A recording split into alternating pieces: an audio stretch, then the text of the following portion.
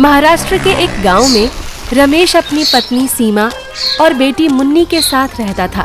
रोज सुबह रमेश का ठेला बाहर के चौपाल पर लग जाता था, जिस पर लिखा था 10 रुपए के स्पेशल सैंडविच। लो भैया, गरम गरम आलू टिक्की सैंडविच, वो भी सिर्फ 10 रुपए में। ऐसा स्वाद पूरे महाराष्ट्र में कहीं नहीं मिलेगा। वाह रमेश भैया, आप तो सच में बेस्ट हो।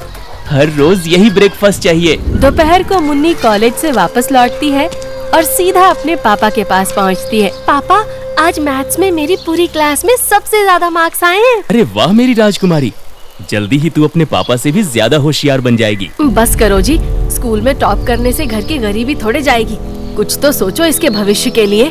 मैं रोज मेहनत करता हूँ ना सीमा, देखना सब कुछ ठीक हो जाएगा। हाँ माँ, मेरे पापा तो बेस्ट सैंडविच बनाते हैं। सीमा पैर पटकते हुए चली जाती है। बेटा, तू जानती है हर सैंडविच के 2 हिस्से होते हैं, एक बाहर का स्वाद और दूसरा अंदर की सच्चाई। मतलब हर चमकती चीज सोना नहीं होती। जो अच्छा दिखे जरूरी नहीं अच्छा हो। जैसे हर सिक्के के 2 पहलू होते हैं, वैसे ही इंसान के भी 2 चेहरे होते हैं, एक जो दिखता है, दूसरा जो छुपा रहता है। पर मुझे आपकी बात समझ नहीं आ रही।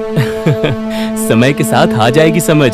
समय से बड़ा शिक्षक कोई नहीं, बस मेरी बात याद रखना। अगले दिन सीमा के पास पड़ोस में रहने वाली टीना एक टीवी सीरियल में काम दिलाने वाले मुकेश नाम के आदमी के साथ आती है। बहन जी, आपकी बेटी को देखकर लगा जैसे कोई हीरोइन है। उसे एक्टिंग में ट्राई करना चाहिए। सच में? पर वो तो कॉलेज जाती है। अभी तो इसकी परीक्षा भी खत्म हो गई है, सिर्फ 1 महीने, फिर वापस कॉलेज। लेकिन ये देखिए 2000 एडवांस, और अगर उसे सिलेक्ट किया ना तो हर महीने 20,000। अरे सीमा आंटी, मैं भी तो जा रही हूँ साथ, क्या दिक्कत है? ठीक है, लेकिन मुझे अपने पति से बात करनी होगी। हाँ बिल्कुल, पर कल तक मुझे बता देना। रात को रमेश और सीमा के बीच बहस हो जाती है। तुम्हारे 10 रुपए के सैंडविच से कुछ नहीं होगा। मुन्नी को एक मौका तो मिलना चाहिए। एक मौका नहीं, ये धोखा है सीमा। वो लोग मासूम लड़कियों को पता नहीं कहाँ ले जाते हैं और क्या करते हैं। बस बहुत हुआ, इस बार मेरी चलेगी। इसी गरीबी में अब और दिन नहीं काटने मुझे। मेरी बेटी एक दिन बहुत बड़ी स्टार बनेगी। सीमा, मुझे कुछ ठीक नहीं लग रहा। तुम्हें 10 रुपए के सैंडविच के अलावा कुछ भी ठीक नहीं लगता। सीमा उस टीवी दलाल को हाँ कर देती है। गर्मी की छुट्टियां पड़ते ही वो मुन्नी को लेने आ जाता है। बेटा, ये लो छोटा सा मोबाइल फोन, इसे हमेशा अपने पास रखना। जरूरत पड़ने पर ऑन करना और हर रात 9 बजे मुझे कॉल करना। हाँ पापा, लेकिन आप रो क्यों रहे हैं? खुशी से रो रहा हूँ बेटा। उस दिन मुन्नी अकेले मुकेश के साथ नहीं गई, बल्कि मोहल्ले के 3 लोग भी साथ थे, टीना, गुड्डी और समीर। मुकेश उन सबको एक बस में बैठाता है। बस चल पड़ती है। टीना मुकेश के बगल में जाकर बैठ जाती है। कहाँ ले जा रहे हैं हमें? टीना दीदी कह रही थी शूटिंग के लिए, लेकिन रास्ता बहुत लंबा लग रहा है।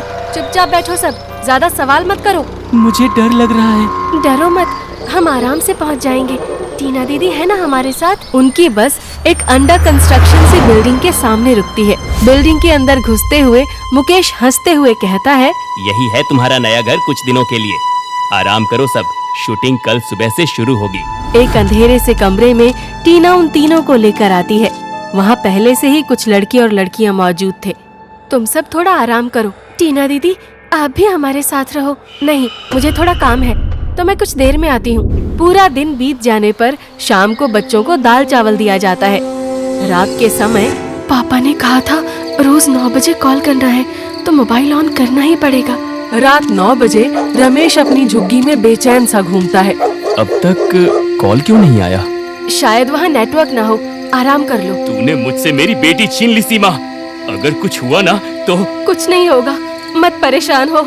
उसी पल मुन्नी का कॉल आता है। हेलो मुन्नी, तू ठीक है? पापा, बहुत अंधेरा है और सब डरे हुए हैं। यहाँ शूटिंग जैसा कुछ नहीं लग रहा। क्या? कौन कौन है तेरे साथ? गुड्डी, समीर और भी कई बच्चे हैं। सब मिलाकर 20 बच्चे हैं। पापा, यहाँ बाहर दरवाजे पर ताला लगा हुआ है। टीना दीदी कहीं बाहर गई हैं। बेटा, मोबाइल चार्ज पर लगा कर रखना और कल सुबह खिड़की से बाहर का फोटो लेकर मुझे भेज देना। अगली सुबह रमेश अपना ठेला नहीं लगाता, बल्कि मुन्नी के फोन का इंतजार करता है। थोड़ी देर में मुन्नी अपने कमरे की खिड़की के बाहर की फोटो भेजती है। वो जगह बड़ी वीरान सी लगती है। रमेश सीधा पुलिस स्टेशन पहुंचता है। तुम्हारी बेटी एक्टिंग के लिए गई है ना? शिकायत क्या है? देखिए सर, ये फोटो है। जाली लगी खिड़की, अंदर 20 बच्चे बंद हैं और मुझे ये सब कुछ ठीक नहीं लग रहा। आप मेरी बेटी का मोबाइल लोकेशन ट्रैक करिए। लोकेशन ट्रेस करनी पड़ेगी। ये मामला थोड़ा अजीब लग रहा है। सर, मेरी बेटी की जिंदगी का सवाल है, जल्दी करिए प्लीज। मुकेश वहाँ बच्चों को धमकाता है। तुम लोग बहुत शोर मचाते हो। अंकल, हम शूटिंग पर कब जाएंगे? सुनो सब, शूटिंग नहीं है कोई, चुपचाप बैठे रहो वरना भूखा रखूंगा। मुझे शक हो रहा है, यहाँ न कैमरा है न स्टाफ, सब कुछ अजीब है। पापा ने कहा था हर सैंडविच के 2 हिस्से होते हैं, बाहर स्वाद अंदर सच्चाई। अब मुझे खुद ही कुछ करना होगा। मुन्नी धीरे से टीना और मुकेश की बातें सुनती है, जो कि बच्चों को विदेश में बेचने की प्लानिंग कर रहे थे। उनके साथ 3 आदमी और थे। तभी टीना ने मुन्नी के हाथ में मोबाइल देखा, जिसे उसने छुपाए रखा था। उसने उसका मोबाइल उससे छीन लिया और उसे धक्का देकर जमीन पर गिरा दिया। मुन्नी बहुत रोने लगी। अगली सुबह अब सिर्फ एक तरीका बचा है, पापा को मदद का सिग्नल भेजना होगा। कैसे? तो क्या ये हमें धोखे से यहाँ लेकर आए हैं? पर टीना दीदी ने भी हमारे साथ धोखा किया। रात में रमेश अपने ठेले के पास बैठा हुआ है। मैं मुन्नी की जगह जानता हूँ। उस मोबाइल से लोकेशन ट्रैक की थी, लेकिन पुलिस हाथ पर हाथ धरे बैठी है। क्या करोगे? जो हर बाप को करना चाहिए, अपनी बेटी को बचाऊंगा। मैं वहाँ सैंडविच बेचने के बहाने जाऊंगा। सुबह रमेश सैंडविच की ट्रे सजाता है। सर, मैं सैंडविच लेकर उस बिल्डिंग में घुस जाऊंगा। आप अपनी टीम को पीछे भेजिए।